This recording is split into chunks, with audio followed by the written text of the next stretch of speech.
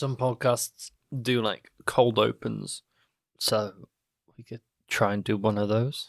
Okay. I don't think I've ever done a cold open, so let's see what happens. I don't really know what to do for it, but maybe we can just use this. Info dump or don't say a word. Move my head around like a startled bird. Can't do housework when I choose. When I win, I convince myself I lose.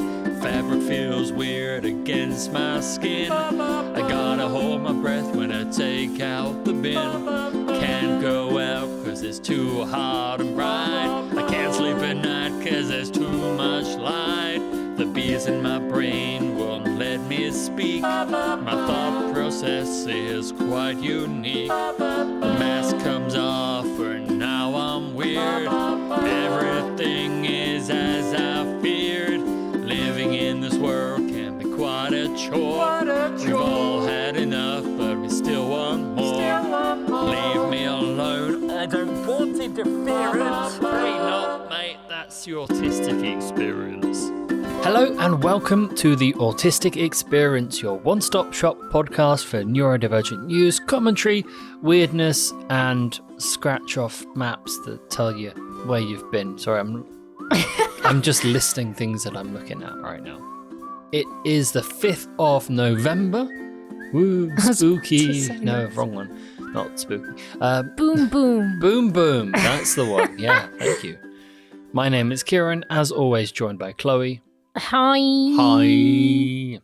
Now, as we do every episode, we're going to be talking about some news stories that have got our attention in the last week.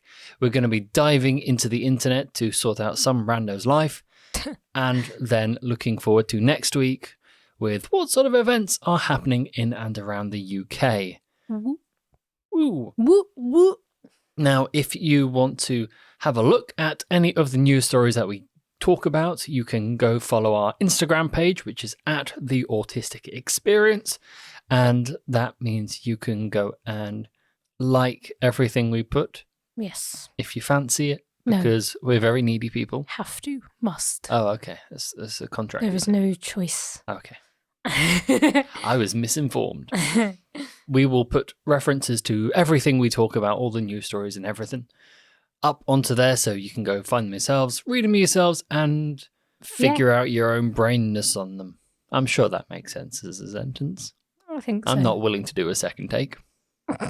So, with all that said, we should probably move on to home news. Home news.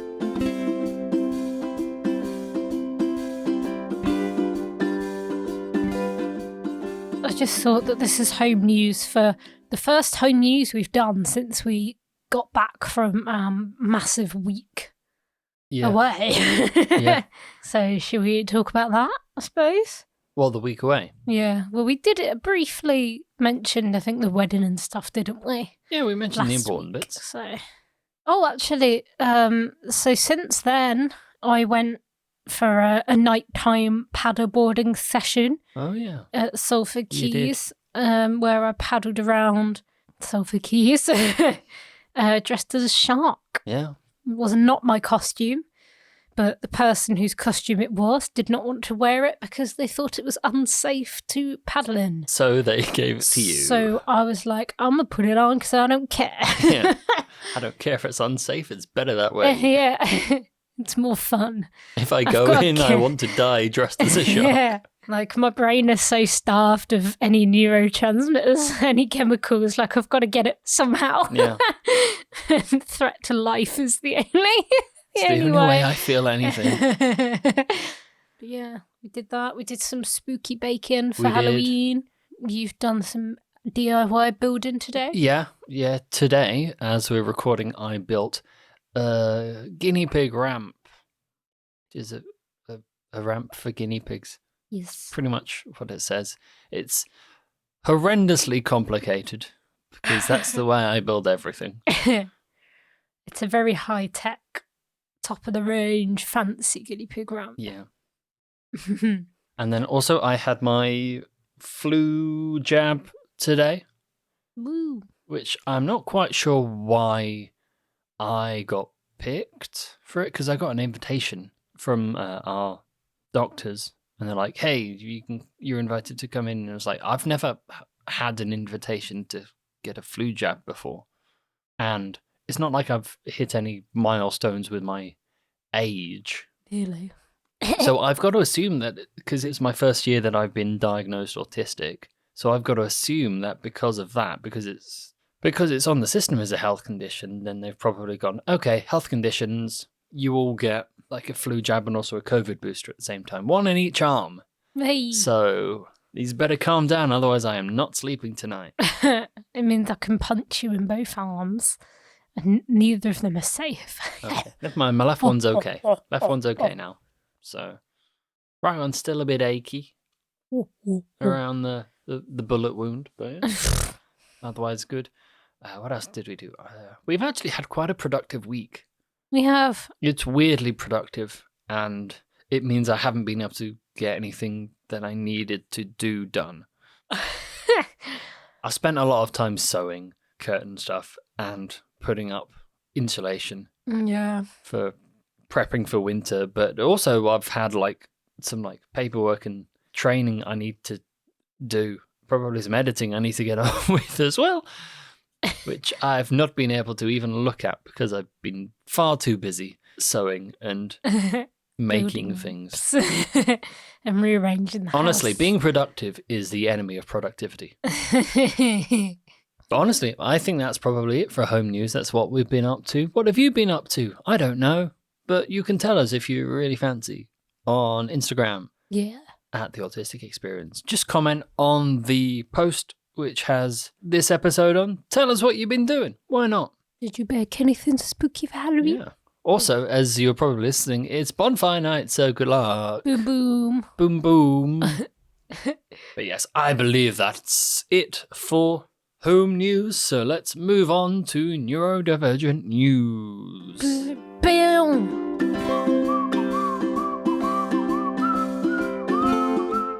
Didn't mean to make that rhyme.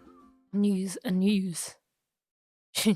Oh yeah. She didn't mean to rhyme news with itself.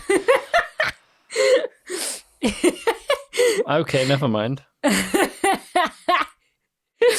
Evidently, I said news the first time round, and then I got partway through the next word, and then it was like, well, I remember saying an ooze kind of a sound. I don't know what that might have been, but if I say news, then it's a rhyme. Shoes. Yeah, I didn't even think that far. I just remember ooze. It was like, hey, that's a rhyme. Didn't even clock they were the same word. Brain's gonna brain. That rhymes as well. Brain and brain. Yeah, that's true. Songwriters, you got to get on this. Anyway, yes, neurodivergent news. This is the section of the show where we have a quick scroll through our phones to see whether anything interesting has happened. And lo and behold, if you remember on one of our very early episodes, we talked about this pilot scheme in York, which is kind of restricting the availability of ADHD assessments. Basically, the idea is that if you're in urgent need, then they can help you out. Otherwise, you're out of luck, pal. Yeah. But there was this article published on The Guardian on the 29th of October, which has a little bit of an update on that, because initially it was just I want to say a 3-month trial, and it's been extended for another, I think, 6 months. But you're gonna enjoy this because I believe we said that the effect of it will be that no one is getting any sort of care that they need, right? Okay, brace. So it says that since that pilot launched on the 27th of March, there have been 3,254 registered users on their kind of profiler, which is like a do-it-yourself sign up, like fill in your details, and then kind of if you pass the test, then you can get put forward for referral. Out of those 3,000 odd people, only 501 people have progressed to the next stage. So that's 15% of those who are using that online kind of questionnaire are getting referred. But See, there are an extra couple of twists in this little tale here. This also references a piece in The Observer, which we haven't looked at, but it says, The Observer understands that even those who qualify are not immediately referred for an assessment. They are referred to clinical triaging, which has a waiting list of 12 to 15 months. So, basically, if you're one of this 15% who get through the online test, you get put on a waiting list for 12 to 15 months. And then after that, you get put on another waiting list for referral, which is at the moment about, let's have a look. Oh, yes, 2.5 years.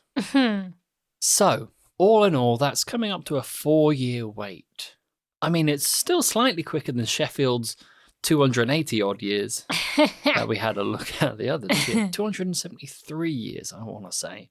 But still, 4 years for what we probably should remind you is urgent care. So if you listen to that episode, this may be ringing a bell, but if you didn't, then the general idea was like, if you're at risk of harming yourself or harming others, or if like there's a court thing or a legal thing that requires you to be diagnosed, that your case kind of relies on it, or your family life is breaking apart, only then can you get into that.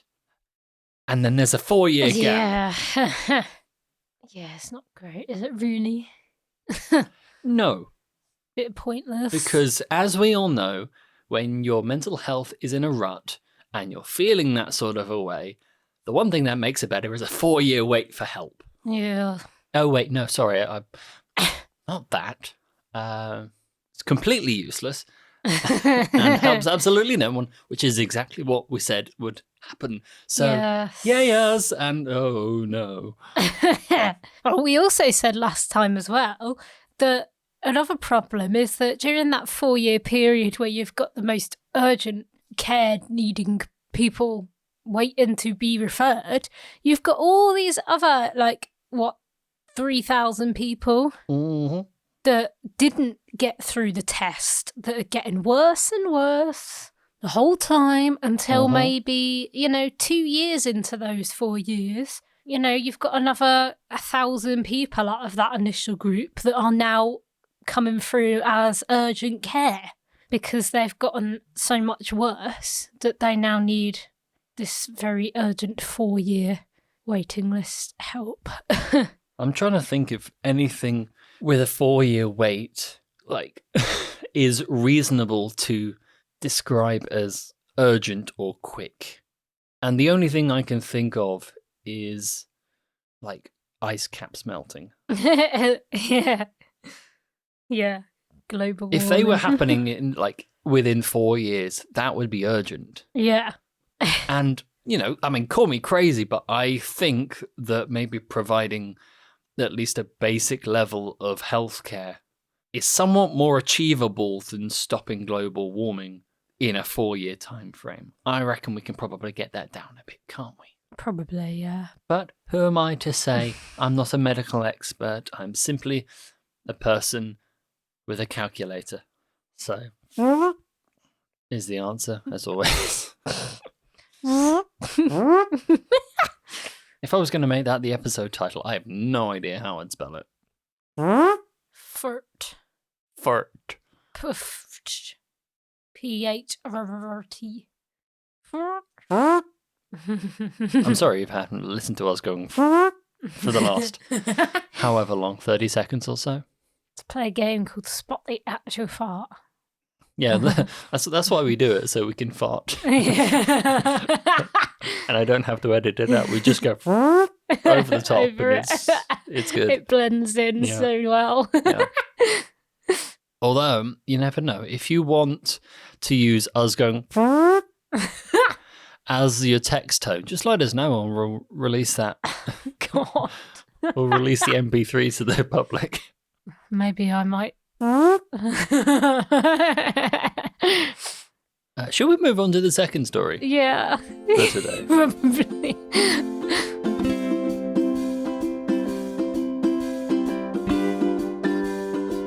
On a bit of a heel turn, this is a slightly more nice story. So this one was published on the quick maths, Kieran, Also, on the 30th-ish, that's a date, 30th-ish 30th-ish. of October, and it was published in The Guide Liverpool, or at least that's where we're getting it from today. So the charity Autism Together, which I believe is a Merseyside-based charity, has teamed up with a Wirral swim school to give some local people access to its heated sensory swimming pool. So Splashed Out is the name of the swim school, and what they generally do is they provide swimming sessions for people with special needs, right? So I think the story is that their pool, I think, is heated to a kind of a nice, comfortable temperature rather than the 23-ish that most pools are heated to. If it's a bit warmer, it'll be about 29 degrees, I want to say. So it's slightly lower than body temperature, but it's nice and warm. Oof. Dream. What they're kind of doing is just opening it up for Autism Together to bring some of their supportees? What do you call them? People they support. Supportees. It's a weird word, but it technically makes sense. They bring some of their supportees down for some swimming sessions to kind of get more comfortable in the water, because I think the idea said that they just had blocks of time where the pool wasn't being used at all. And, they're heating it up, and they're already providing that space for people with sensory needs to learn to swim and get more comfortable in the water. So why not just help out where you can, which is quite nice and a bit of a change from how things are going generally. No, it's very good. I can see how learning to swim and being in the water can be, or could be, overwhelming for some people. As you say, with the cold, and then if it's busy, you've got like kids and people shouting. Yeah, and there's water going up your nose and into your ears, and sometimes you can go underwater and water gets in your eyes, and it especially bad in a swimming pool. Yeah. And I think we both know out from lifeguarding experiences that if people go into the water without really expecting the temperature difference and all everything that goes along with it, they panic. Yeah. And panicking people in water is not what we want usually. Nope. Unless you happen to be a crocodile, which we're not. So try and avoid those. Honestly, I'm surprised at what I say sometimes as well. So you're not alone in that. This is a particularly feisty one for weird brain jumps. It is a bit, but we're recording a bit later in the day than we normally do. And we have just had food and some tea. So, woo! I know, crazy, right? You're like, and some tea. Yeah, and some tea. Ooh, what am I like? I had tea in the evening. Mad lad. Look at him with his evening tea. You sounded like Jack Whitehall in Bad Education there. Mad lad, look at him with his evening tea. Look at him with his evening brew. It's caffeinated,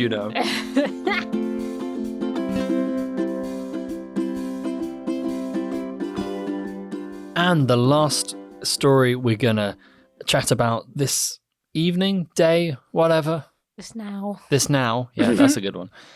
The last story we're going to talk about this now is kind of a bit of a blog post / article, but it's from a side that we don't tend to think about too much, because this one is from InsideTime.org, which is the national newspaper for prisoners and detainees. So I think one thing we don't tend to think about is people with autism, ADHD, neurodivergent people in prison. Yeah. And we're not going to get into, why they get in there in the first place, but it's, I think, certainly a big challenge, I can imagine. Yeah. And there was just this really interesting article, which was published on the 30th of October. This article talks about the person's experience in a specialist neurodiversity unit in Pentonville Prison, and he said that it was actually really good for him because he got time talking to therapists, psychologists, and taking parts in groups. And he kind of grew in his confidence and, got responsibility, was trusted. But then kind of he got to the point where I think from the outside you go from low functioning to high functioning. And this is why we don't like the functioning terms, because when people see you as high functioning, they go, okay, you can just take everything anyway. Mm-hmm. So what happens is that he ends up getting put into a different wing. I think I don't understand a lot of these terms that are getting put into here. So I just kind of have to guess. So he gets put in a different wing or a different prison or anything. And that like the difference is just crazy. So he goes from like being like nice and calm and responsible and helpful and talkative to basically just, well, put it this way, if it was a child, they would be out in the scout hut in detention constantly. Yeah. Have a read of this yourself. Like, we'll put it up on the Instagram page as well as everything else we talk about. But this is definitely a really interesting case study in how our surroundings affect our well-being and our behavior, because it's the same person, right? It's just that he's, starts off in like a productive environment for him, and then he's put in with the rest of the people in an environment which is not designed to help him cope in any sort of way. I think talking about prisons and their like living quality is a different podcast entirely, so we'll stay away from that. But it does just show that like being in a proper environment for us makes the world a difference. Mm-hmm. Agreed. I thought it was really, really interesting to read about something that I've never thought about myself either. But he also mentioned at one point, I think, that when he was in a new cell somewhere, that I think they said that his personal items had been stolen or lost or something, and so he couldn't have them like in his new place. Yeah, something about that. That kind of makes me think as well, like if you are, say, autistic and you've got your sort of comfort items or whatever, if you've taken it with you, and then suddenly they're like, oh, it's just gone missing or it's been stolen. Like that could really screw you up. Yeah. Like it just makes it overwhelming, and some people express that through disruption or aggression towards other people because they just can't cope. And then that gets them into more trouble, and yeah. I'm just going to read out this last paragraph because I think it does sum up quite nicely the change in this. So It says, less than a year ago, I was looking forward to life, positive, and it was due to the help of the NDU, which is the neurodiversity unit. There needs to be more of these units. It was a great help, but it's worthless now, as I'm even worse.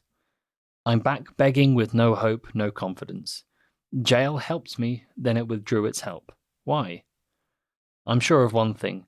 When I get out and I am recalled, I'm going back on the NDU. That's where I need to be, and that is where the best of me was reached. I took 2 steps forward and ran a marathon backwards. So yeah. I wouldn't be surprised if there's a decent proportion of prisoners that just have undiagnosed, untreated, unsupported mental health issues that cause them to behave the way I they would do. not be surprised at that. I mean, just look at how many kids in school are labelled as like disruptive and violent, and yet it's just like undiagnosed ADHD, for example. Those kids grow up to be adults with untreated ADHD, and they're still not getting the help they need. Surprise, surprise. And things kind of spiral out of control, and the next thing they know, they're in prison, still with undiagnosed ADHD, and then just treated like horrendous things. And again, they don't get the help they need. We need that on a t-shirt or something. I need a button saying, people aren't getting the help they need. Yeah. So I can just press that, so it saves me having to say it every time. Have a read of that article. It's very interesting, and it does shed a light on some of our neurodivergent brethren, I think is quite a good word, who get even less of a look in than we do. Yeah.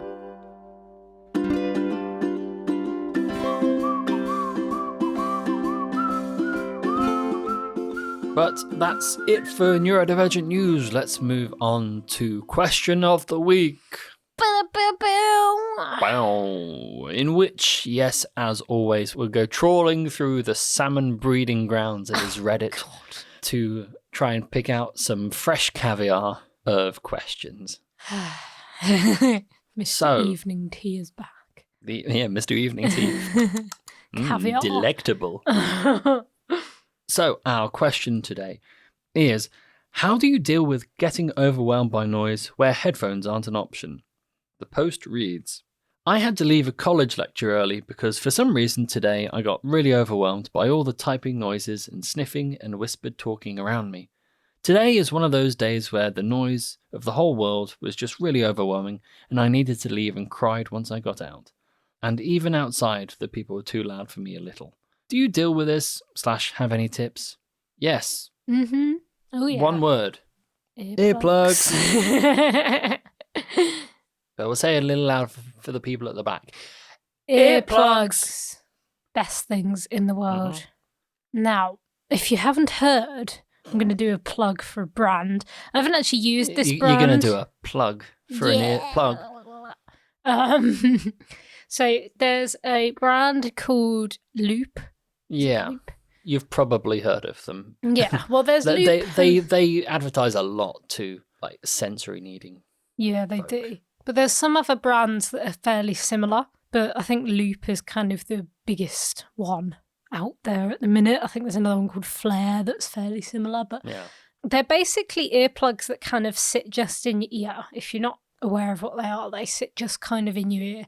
They don't stick out of your ear like most kind of foam earplugs, and you can get different varieties. So you can get like ones for everyday use, so it just kind of makes sound more bearable. You can get ones for kind of concerts and things, which really sort of dampen out loud noises. Or you can get sleeping ones, or you can get ones that do everything in one, so you can choose what you want as appropriate. And I think something like that is really useful because you can hide them quite well. Like foam earplugs are a really good sort of cheap option, but they can be quite obvious because they do stick out your ear holes a little bit. Especially if you've got little ears. Yeah, exactly. And I have little ears and my earplugs are like bright green, so they're quite obvious. So I use them for concerts and stuff, but you don't necessarily want to use them in public. So if you're somewhere where headphones are not appropriate and you don't want to be seen obviously wearing earplugs, then get something like Loop ones, because they also don't cancel out everything like a foam earplug does. They just kind of dampen it all down a bit, so you can still hear everything and you can still hear what people are saying. It's just not as sharp. Yeah. I mean, I'm still waiting on those glasses which kind of transcribe what the person is saying, because, boy, that would be helpful with the audio processing side of things. But then also you can just plug up your ears completely and... Yeah, forever. Just not listen to anything. Perfect. But I think we should probably say something if you happen to not have earplugs with you, to which I would probably say just mush your thumbs into your ears, and that kind of helps in a pinch. Yeah. Because like sometimes, like if I'm trying to figure something out and like the TV's going, you're talking, Chloe, and like there's some like music playing as well, that is too much going on, and I'm like, I need a moment.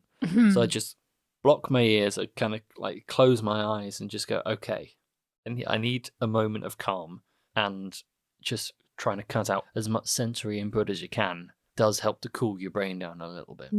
It's like if you were running a computer and it was getting a bit slow, getting a bit hot, you go, okay, what do?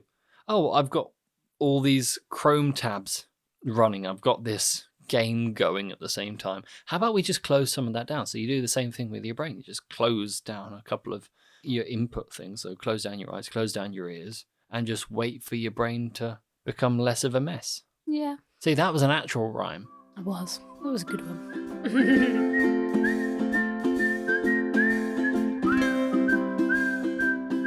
Let's move away from this nasty business of personal lives and move on to the events which are happening around the UK next week.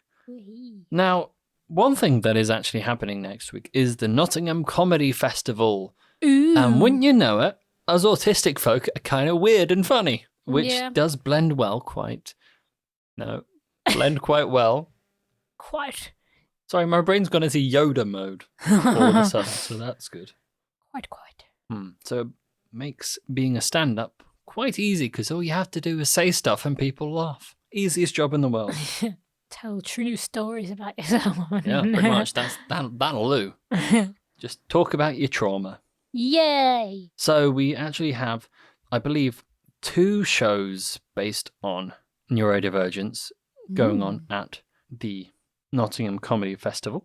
Actually, one of them is on being autistic, one of them's on being ADHD, so you get your choice. They're both happening on the 10th of November. So same night, you probably can't go to both, so choose your lane. Pick a side. Pick a side. We'll be fighting behind the back of the bike sheds afterwards.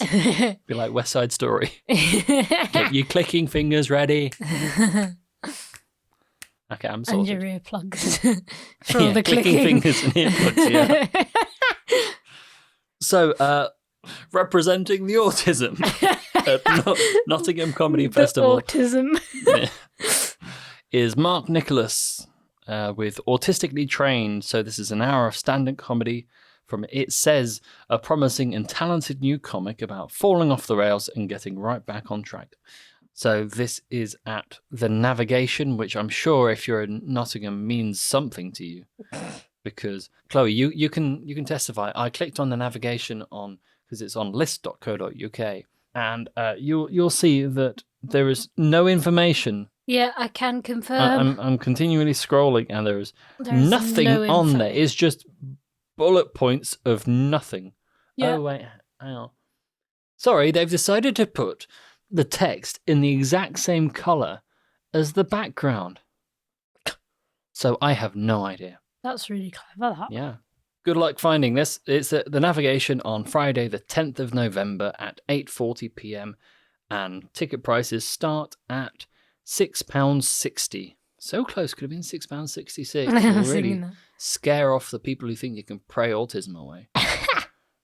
And the next one, still at Nottingham Comedy Festival. This is happening at the Lord Roberts, which sounds like a pub to me. Mm-hmm.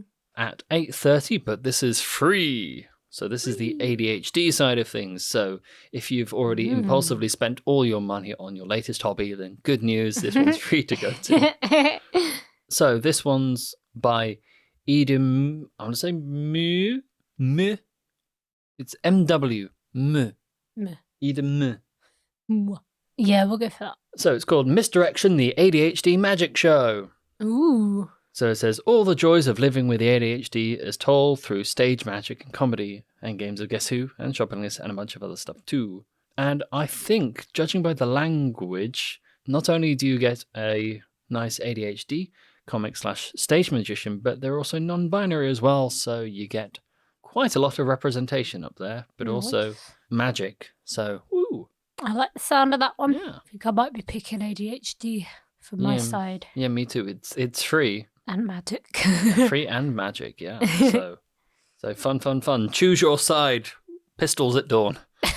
And then, if you want to cool off from the blood sport of picking a comedy gig, the day after that, Saturday the 11th of November, between 2 and 4 p.m. in Cambridge Central Library. So you've got to get all the way from Nottingham to Cambridge. That's not actually that far, is it? It's not far. You can probably manage that with a couple of severed limbs. Those ADHD autism fights get real gnarly. Someone always brings a trident. Someone brings a grenade. It escalates quickly, is what I'm saying. Is there something you wanted to say? Yeah. Okay. Was it something about taking someone's mother out for a nice dinner? I was right into the microphone. Sorry. I made contact with it with my teeth. I know they say, like, swallow the microphone, but not literally. I'm going to take your mother, Dorothy Mantooth, out for a nice seafood meal and then never call her again.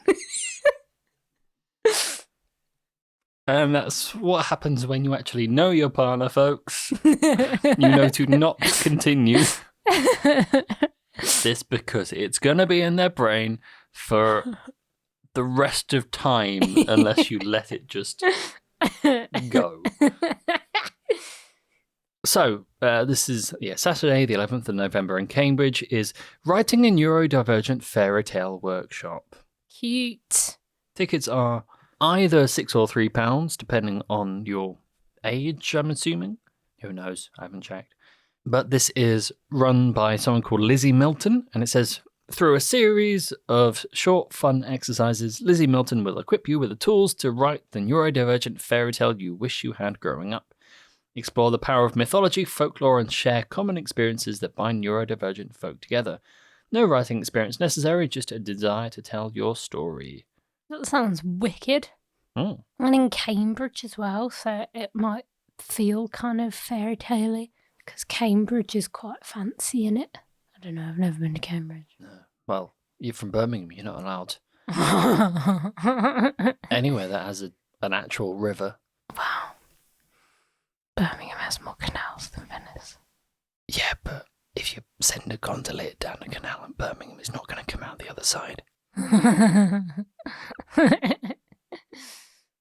Anyway, shall we move on to the last little bit? Yeah. Okay, cool.